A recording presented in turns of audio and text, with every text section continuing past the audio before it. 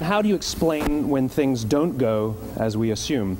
Or better, how do you explain when others are able to achieve things that seem to defy all of the assumptions?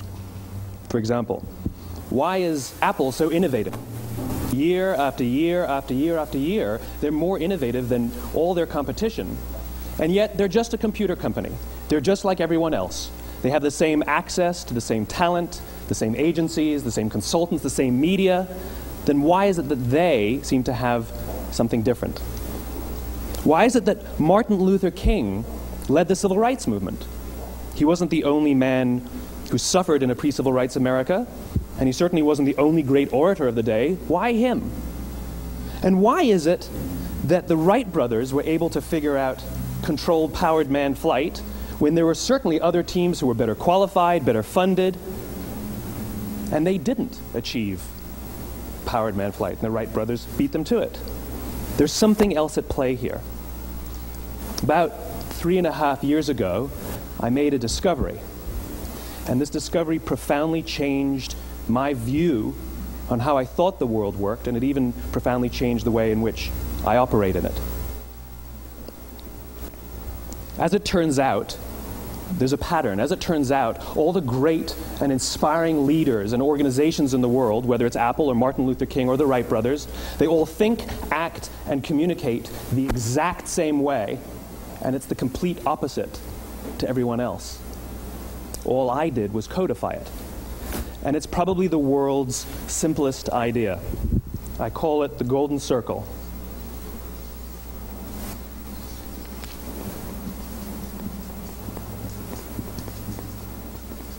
Why, how, what? This little idea explains why some organizations and some leaders are able to inspire where others aren't. Let me define the terms really quickly. Every single person, every single organization on the planet knows what they do, 100%. Some know how they do it, whether you call it your differentiating value proposition or your proprietary process or your USP.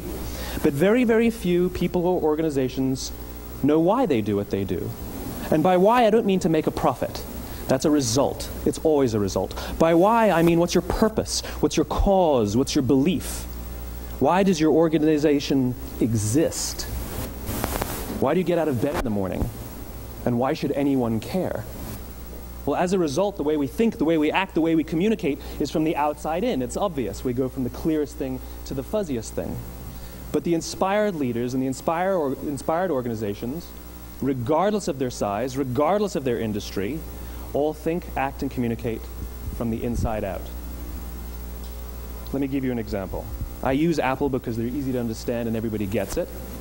If Apple were like everyone else, a marketing message from them might sound like this: we make great computers.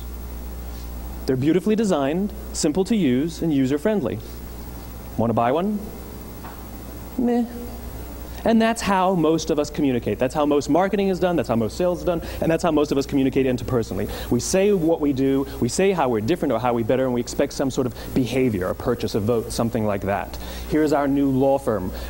We have the best lawyers with the biggest clients. We have, we always perform for our clients, do business with us. Here's our new car. It gets great gas mileage. It has, leather seats. Buy our car. But it's uninspiring.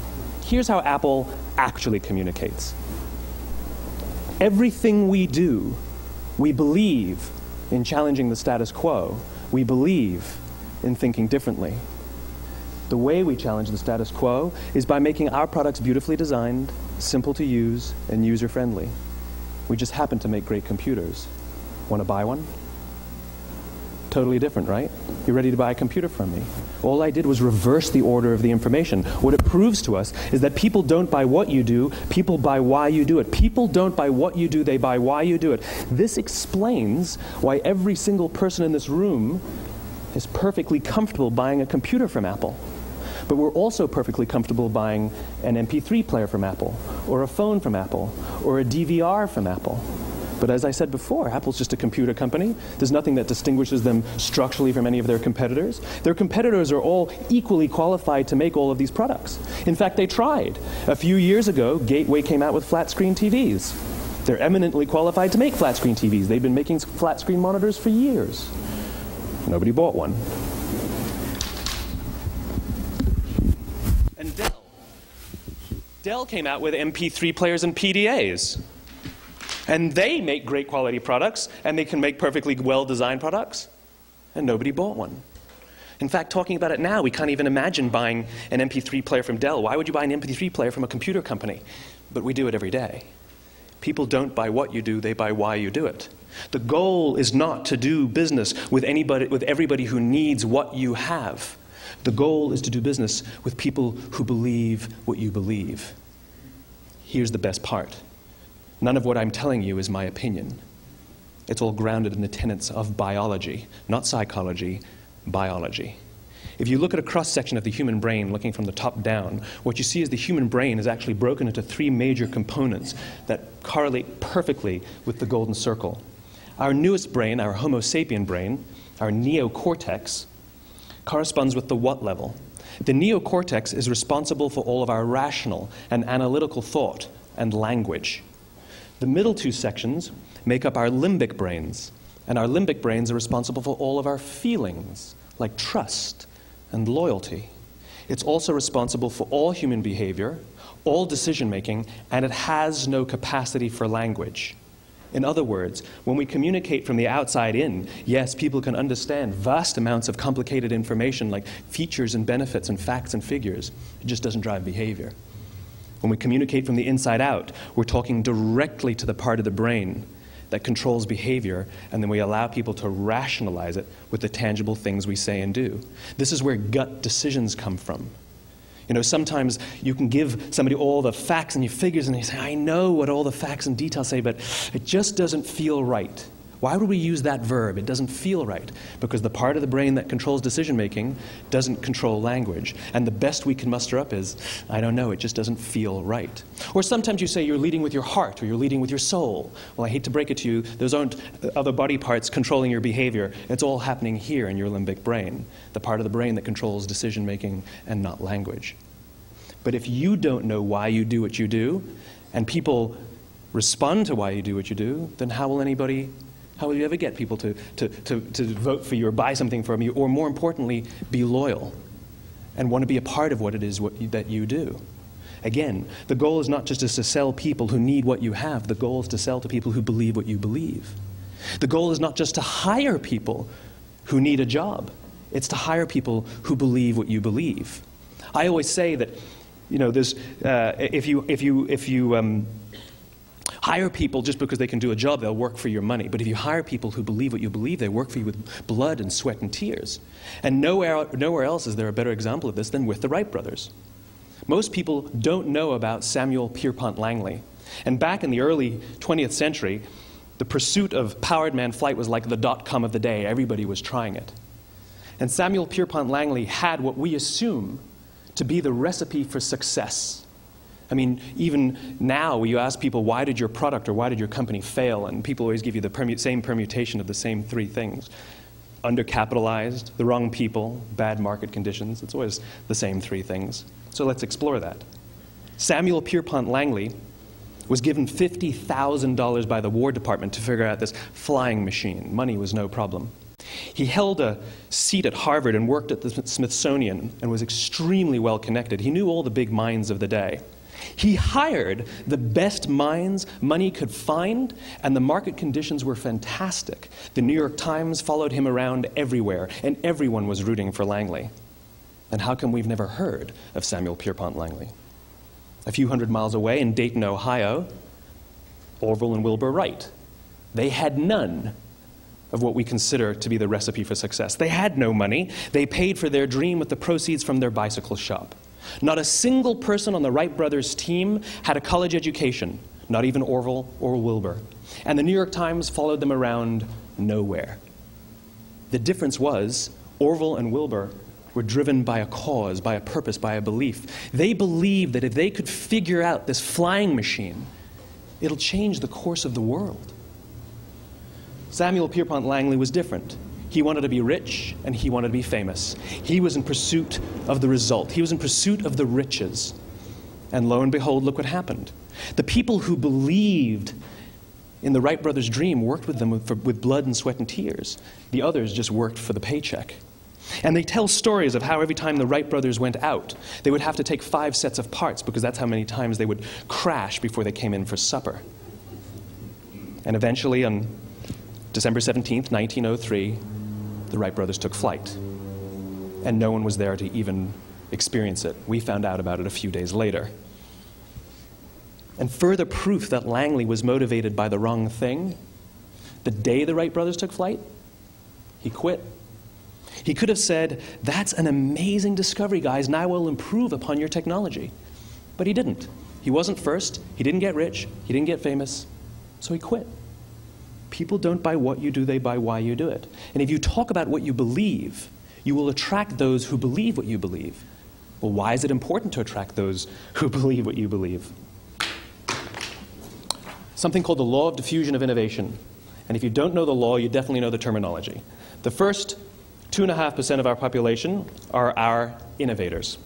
The next 13.5% of our population are our early adopters. The next 34% are your early majority, your late majority, and your laggards. The only reason these people buy touch-tone phones is because you can't buy rotary phones anymore. We all sit at various places at various times on the scale, but what the law of diffusion of innovation tells us is that if you want mass market success or mass market acceptance of an idea, you cannot have it until you achieve this tipping point between 15 and 18% market penetration, and then the system tips. And I love asking businesses, what's your conversion on new business? And they love to tell you, oh, it's about 10%, proudly. Well, you can trip over 10% of the customers. We all have about 10% who just get it. That's how we describe them, right? That's like that gut feeling, oh, they just get it. The problem is, how do you find the ones that just get it before you're doing business with them versus the ones who don't get it? So it's this here, this little gap, that you have to close, as Geoffrey Moore calls it, crossing the chasm. Because you see, the early majority will not try something until someone else has tried it first. And these guys, the innovators and the early adopters, they're comfortable making those gut decisions. They're more comfortable making those intuitive decisions that are driven by what they believe about the world, and not just what product is available. These are the people who stood online for 6 hours to buy an iPhone when they first came out, when you could have just walked into the store the next week and bought one off the shelf. These are the people who spent $40,000 on flat-screen TVs when they first came out, even though the technology was substandard. And by the way, they didn't do it because the technology was so great. They did it for themselves. It's because they wanted to be first. People don't buy what you do, they buy why you do it. And what you do simply proves what you believe. In fact, people will do the things that prove what they believe. The reason that person bought the iPhone in the first 6 hours, or stood in line for 6 hours, was because of what they believed about the world and how they wanted everybody to see them. They were first. People don't buy what you do, they buy why you do it. So let me give you a famous example, a famous failure and a famous success of the law of diffusion of innovation. First, the famous failure. It's a commercial example. As we said before a second ago, the recipe for success is money and the right people and the right marketing conditions, right? You should have success then. Look at TiVo. From the time TiVo came out about 8 or 9 years ago to this current day, they are the single highest quality product on the market. Hands down, there is no dispute. They were extremely well funded. Market conditions were fantastic. I mean, we use TiVo as a verb. I TiVo stuff on my piece of junk Time Warner DVR all the time. But TiVo is a commercial failure. They've never made money. And when they went IPO, their stock was at about $30 or $40 and then plummeted, and it's never traded above 10. In fact, I don't think it's even traded above 6, except for a couple of little spikes. Because you see, when TiVo launched their product, they told us all what they had. They said, we have a product that pauses live TV, skips commercials, rewinds live TV, and memorizes your viewing habits without you even asking. And the cynical majority said, we don't believe you, we don't need it, we don't like it, you're scaring us. What if they had said, if you're the kind of person who likes to have total control over every aspect of your life, boy, do we have a product for you. It pauses live TV, skips commercials, memorizes your viewing habits, etc., etc. People don't buy what you do, they buy why you do it, and what you do simply serves as the proof of what you believe. Now let me give you a successful example of the law of diffusion of innovation. In the summer of 1963, 250,000 people showed up on the Mall in Washington to hear Dr. King speak. They sent out no invitations, and there was no website to check the date. How do you do that? Well, Dr. King wasn't the only man in America who was a great orator. He wasn't the only man in America who suffered in a pre-civil rights America. In fact, some of his ideas were bad. But he had a gift. He didn't go around telling people what needed to change in America. He went around and told people what he believed. I believe, I believe, I believe, he told people. And people who believed what he believed took his cause and they made it their own, and they told people. And some of those people created structures to get the word out to even more people. And lo and behold, 250,000 people showed up on the right day, on the right time to hear him speak. How many of them showed up for him? 0. They showed up for themselves. It's what they believed about America that got them to travel on a bus for 8 hours to stand in the sun in Washington in the middle of August. It's what they believed, and it wasn't about black versus white. 25% of the audience was white. Dr. King believed that there are 2 types of laws in this world, those that are made by a higher authority and those that are made by man. And not until all the laws that are made by man are consistent with the laws that are made by the higher authority will we live in a just world. It just so happens that the civil rights movement was the perfect thing to help him bring his cause to life. We followed him not for him, but for ourselves. And by the way, he gave the I have a dream speech, not the I have a plan speech. Listen to politicians now with their comprehensive 12-point plans. They're not inspiring anybody. Because there are leaders and there are those who lead. Leaders hold a position of power or authority, but those who lead inspire us. Whether they're individuals or organizations, we follow those who lead, not because we have to, but because we want to. We follow those who lead, not for them, but for ourselves. And it's those who start with why that have the ability to inspire those around them or find others who inspire them. Thank you very much.